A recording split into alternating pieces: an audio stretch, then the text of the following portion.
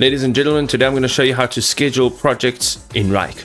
Ladies and gentlemen, we are going to schedule a project over here in Wrike, and what we want to do on the left hand side, you'll see space, and our personal space has been selected. So just select the correct space, go down over here, look for projects and folders. Right over here you will see the plus icon.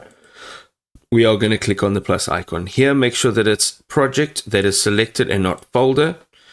Once that is selected, you will be able to change the location, the default task workflow. So we're going to just leave that as is. And then you can change the assignees. So you can add more assignees over here if you'd like to. You can choose your default view. I would like to choose a board as my default view. You can set a budget. You can set a billing type, and then this is the scheduling part. Now let's say we want to schedule this for the future. It's a current date over here, the 16th, and what we want to do is we want to schedule it for the 20th. This project will start on the 20th. Now we're scheduling it ahead.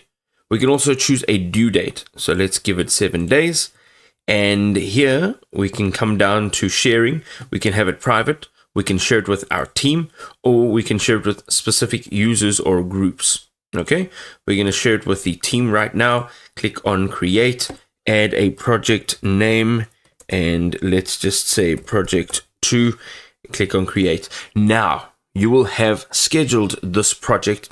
You can now change all the properties within this project and start building this project by adding cards. You can also change the financial settings.